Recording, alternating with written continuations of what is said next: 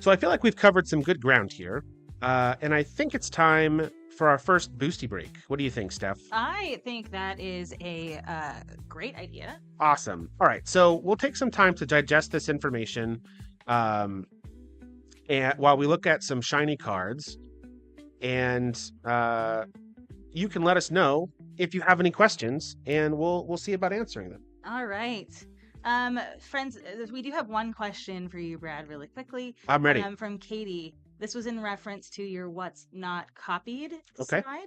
How would you copy a phased out object? If it was phased out as a response, would the copy effect still go off? Yeah, so I don't know of a way in the rules right now that you could copy a phased out permanent. Like if you had a copy effect, for example, like you were casting quasi duplicate on on a creature, and then I phased that creature out in response, quasi duplicate wouldn't have a legal target anymore, and so it couldn't make a copy. Um, but the so the long and the short of it is I don't know that within the current rules that it's possible to do that. But if at some point Magic makes a card that would let you do that, then the copy that you would make would be phased in. All right, and we have one more question from Natalie. How does chat feel about gift subs, courtesy of Gerudo, the platform for the TCG community launching this September? Ooh, I don't know. that's not We're fun. pretty good about that, Natalie. Yeah, speaking of Gerudo friends, oh my goodness gracious, thank you so much for Wow. thank you, Natalie. Very kind of you. So yeah, speaking of Gerudo, y'all, Gerudo is the social media company that is designed for and by the TCG community. They sponsored this stream and made it possible for us to do this. This requires a lot of work, a lot of setup time, a lot of research, and yeah, so we and also it requires some physical product that we otherwise would have trouble getting on our own. So thank you so much, Gerudo, for helping to make this possible. We appreciate you, and thank you for your generosity in the gift subs. But yeah, we're gonna crack some collector boosties here, friends, and I think this is gonna be kind of fun. I'm excited. This is my first collector boostie that I have opened from this set. Do these packs have little tears in them? They don't. I might have to do the like chip bag. Are they giving you trouble? They are. Actually, will you go get some scissors for I me? will. I hate opening packs with scissors, but like honestly, like this is ridiculous. The glue on these is like industrial. I think I'm gonna get this first one, but having scissors for after this will be very helpful. Here we go. Look at me opening magic packs. Yeah, they are ridiculous. And so, yeah, okay, well, my friends, we're going to go through the commons and the uncommons. I'll hold them up so that you can see them. All right, so we have the Starfighter Pilot. We have a Cryo Shatter. A Grav Blade Heavy. Okay. Have any of y'all played this in Limited? Brad and I have done two limited events with this, and we've had a really good time with this. I'm not a space girly. I'm really not, and so the theme for this set kind of was a miss for me, but like, oh my gosh, I love playing these cards. Spaceships are really fun. Warp is really cool. Void is really cool. I've been really loving the warp / void mechanics. Gigastorm Titan. Sunstar Lightsmith. All right, we're almost through the uncommons. Siege Ship Brood Tender. Station Monitor. The Lizard Artificer. They really messed up doing Lizard Wizard. All right, y'all, these basics. This isn't a galaxy foil, but these basics are so nice. They are so nice. You've done 4 drafts. You love the art. You just get it mechanically. You know, that's okay. It's all right. But fortunately, draft is or limited is a practice thing. Yeah. And so you know, just keep grinding. You'll get there. Is that the Eternity the Elevator? Eternity Elevator. This is one of the cards you wanted, I think, right? Yeah, I'm like considering it for a commander deck. I have a non-foil version of it upstairs that I haven't really decided if I'm going to put it in or not, but maybe now that we have a foil version, I I'll mean, having shiny slot versions it of in. cards is very important. Oh, this is a commander card. This is the Depth Shaker Titan. Okay, very cool. This is some artifact creatures have melee, trample, and haste. Mutavault. This is the cool poster art version of Mutavault. Good for all your kindred needs. We were talking about whether or not we like the stellar sights treatments or the poster arts better. What do y'all think? Foil full art basics over marginally playable cards in draft. Absolutely, Gold I agree with you. Oh, we got Servandum. Oh, I played this the other day. That's the rare version? Good card. Yeah, this is a foil the foil borderless one. Nice. And then our last card is a Poppy token. We love it. We love it. We love it. Okay, great. All right, we're gonna open this next pack. That Servandum. I'm playing that in standard right now. Going to very carefully use scissors to open this because that was just a little too ridiculous last time, y'all. I never use scissors to open packs. It like makes me cringe. But you're doing great. But here we go. You nailed it that time. Yes. All right. So we have the Ice Cave Crasher. Nice. We've got Orbital Plunge. Stellar Sights are better IMO. Yeah, I think in general. I keep going back and forth on how I feel about the frame on those cards.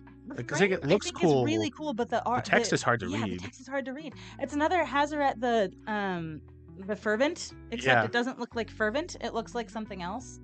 Yeah. Y'all remember the Amonkhet cards? Their first their first foray into funny borders.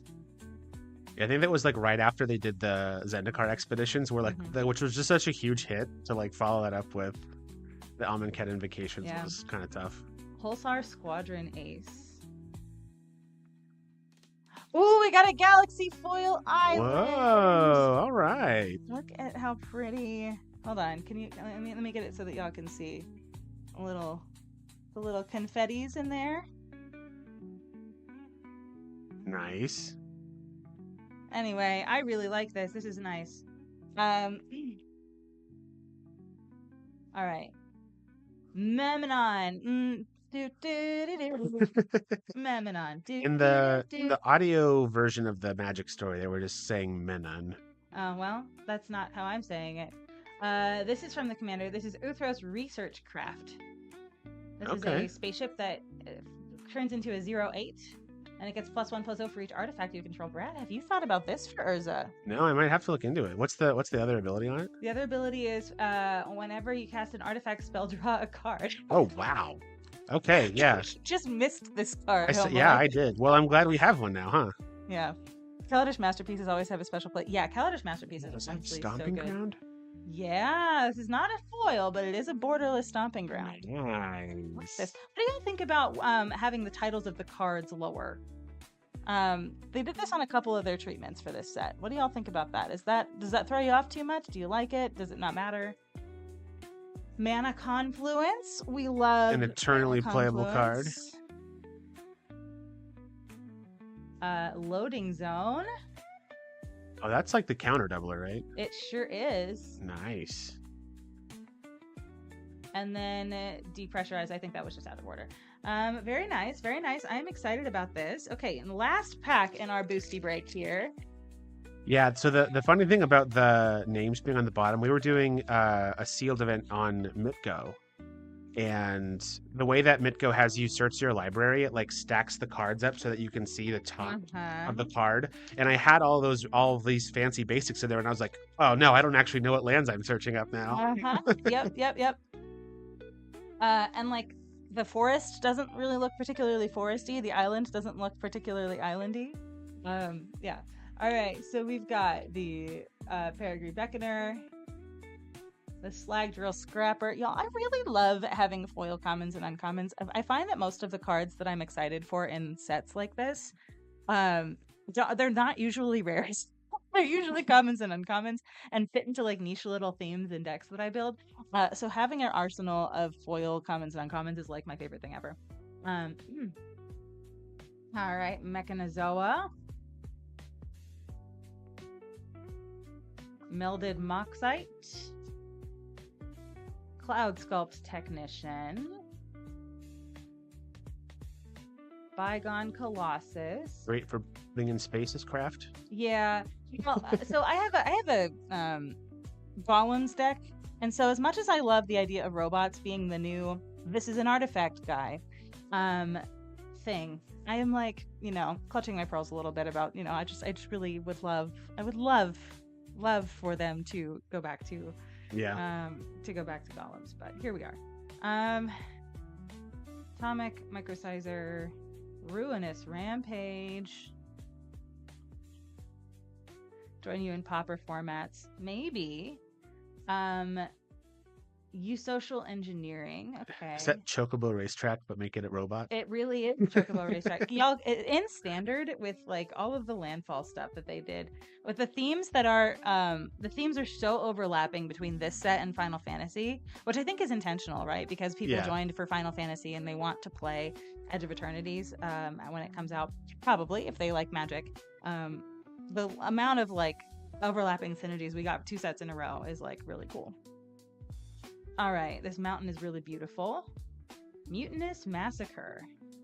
It's another one of those choose odd or even cards. Another commander card, Long Range Sensor. Whenever you attack a player, put a charge counter on this, and you can pay 1 and remove 2 charge counters to discover 4 as a sorcery. Okay. Pinnacle Emissary. Oh, I hear that one's making some rounds in standard. Okay, all right. Needle Spires. Okay, creature lands. It's a foil one. The poster art. Drumming Hive Pool. Are just the one of sliver card in the set. Yeah, and then we have the art card for Bygone Colossus.